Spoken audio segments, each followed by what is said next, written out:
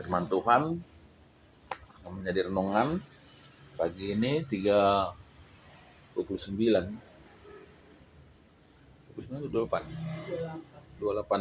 Juli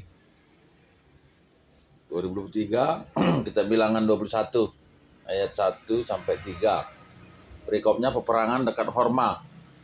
Raja negeri Arab, orang Kanaan yang tinggal di tanah Negev, mendengar bahwa Israel datang dari jalan Atarim. Lalu ia berperang melawan Israel dan diangkutnya beberapa orang tawanan daripada mereka.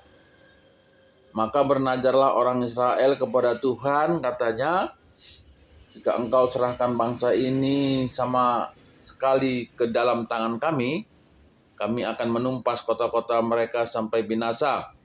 Tuhan mendengarkan permintaan orang Israel, lalu menyerahkan orang Kanaan itu, kemudian orang-orang itu dan kota-kotanya ditumpas sampai binasa. Itulah sebabnya tempat itu dinamai Horma. Ya, jadi ini adalah bagian dari proses perjalanan bangsa Israel dari Mesir ke tanah Kanaan, sebagaimana yang dirancangkan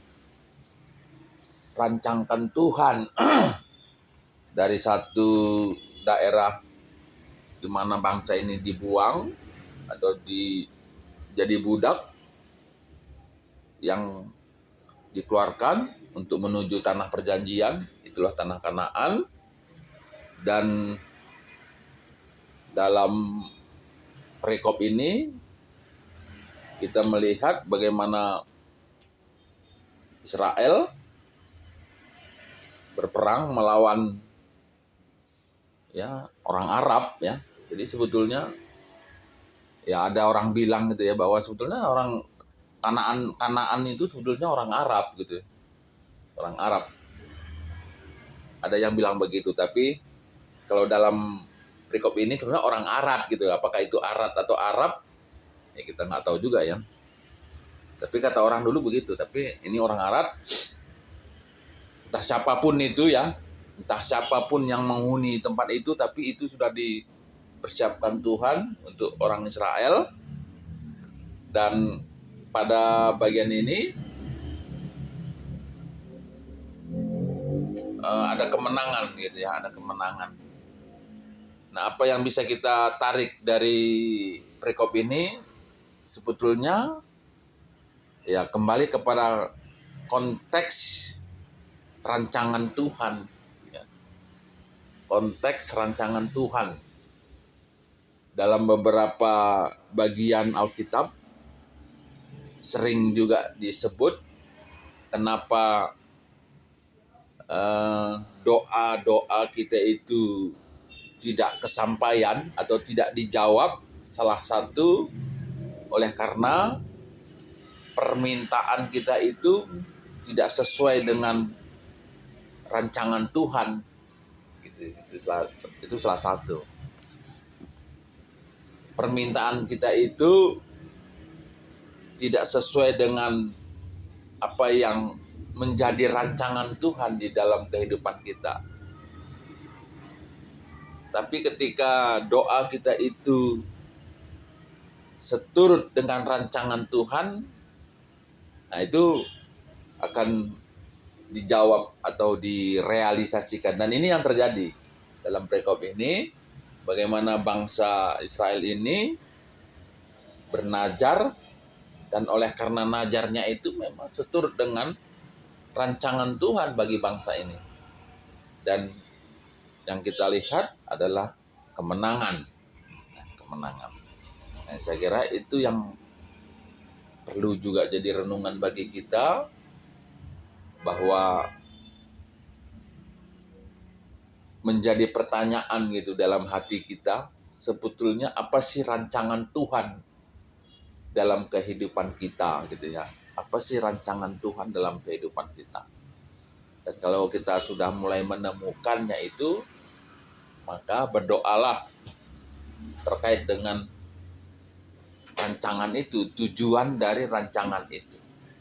Dan setiap kali rancangan doa yang seturut dengan rancangan itu, Tuhan akan menjawab atau akan membuka jalan peluang dalam proses menuju rancangan yang dimaksud.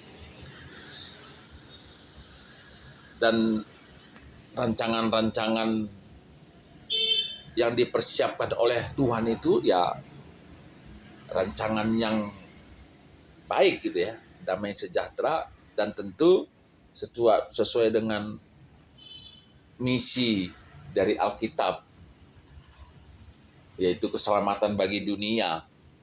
Ya, muatannya itu keselamatan bagi dunia.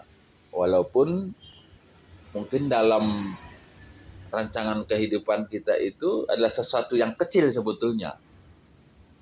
Sesuatu yang kecil bagi keselamatan dunia gitu ya. Walaupun itu sesuatu yang kecil bagi keselamatan dunia, tapi jika itu bagian dari rancangan Tuhan, ya Tuhan akan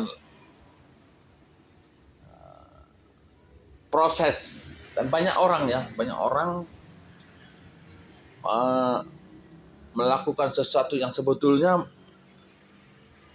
sangat kecil gitu ya, sangat kecil, sesuatu yang kecil, tapi kemudian ternyata itu punya dampak yang besar, ya, dampak yang besar.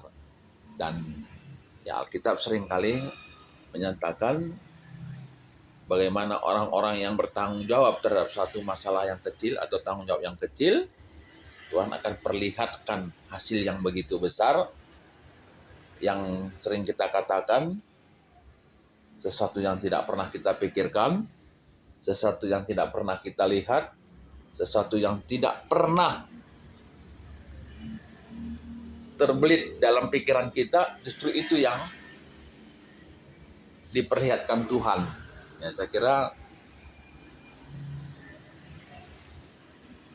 inilah yang menjadi renungan, dan marilah kita semua, siapapun yang mendengarkan firman Tuhan, ini perlu sebetulnya ya, untuk merenungkan apa sih sebetulnya yang